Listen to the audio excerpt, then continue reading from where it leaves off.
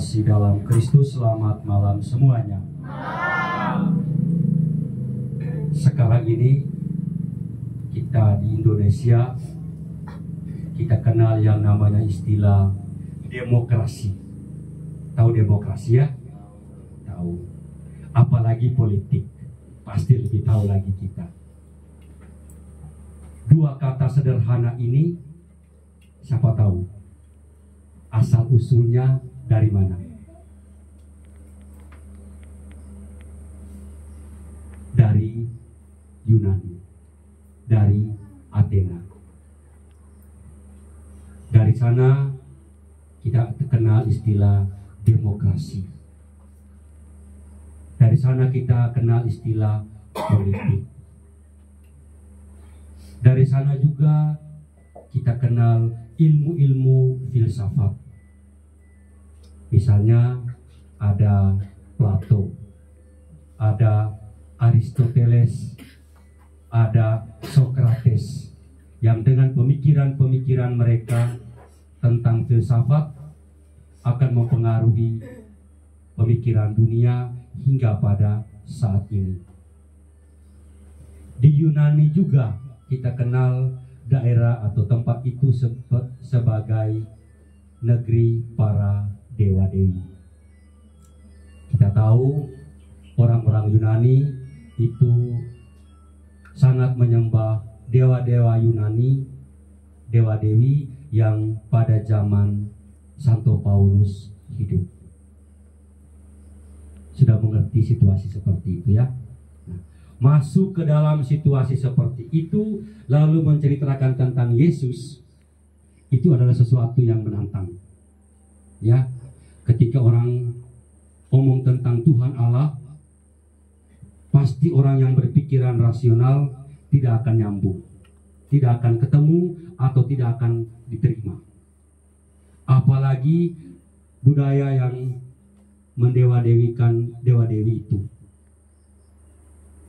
Apalagi dengan pemikiran-pemikiran ilmu pengetahuan dan filsafat yang sangat berkembang, rasanya bicara tentang Tuhan Allah di tengah-tengah orang Yunani itu sama dengan berbicara tentang sesuatu yang mungkin mengerti saja tidak.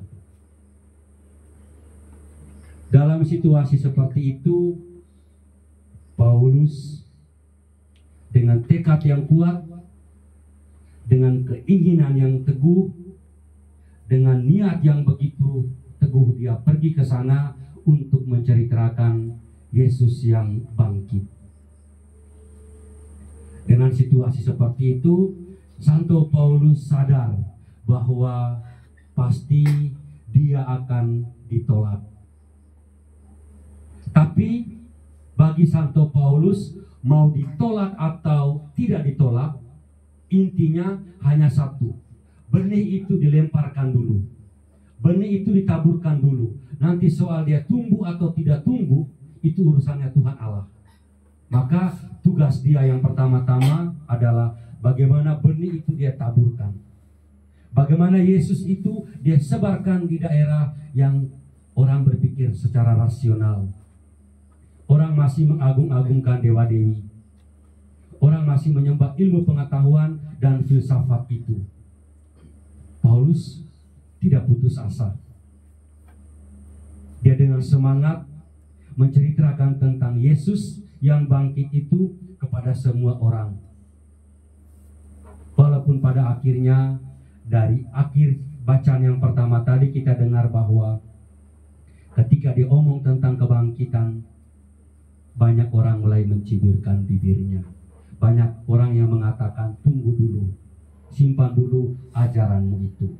Tapi Paulus sekali lagi tidak pernah jemu, tidak pernah lelah, tidak pernah bosan untuk menceritakan kisah kebangkitan Tuhan kepada semua orang. Sekali lagi dengan satu prinsip, agar benih tentang Yesus bisa sampai ke orang-orang Athena. Bahkan Areopagus, tempat di mana orang berpidato tentang politik, orang berpidato tentang demokrasi, orang berpidato tentang filsafat. Dia pinjam podium itu dan dia pakai untuk berbicara tentang Tuhan Yesus. Ini tantangan Paulus. Sekali lagi, dia tidak pernah mundur walaupun dia mengalami penolakan, walaupun dia mengalami banyak hal yang menguji kesetiaan dia pada Tuhan Yesus. Sampai dengan hari ini, Yunani yang kita kenal sebagai dulu negerinya para dewa itu kurang lebih 97-98% menerima Kristus, walaupun yang Katolik Roma itu hanya sedikit.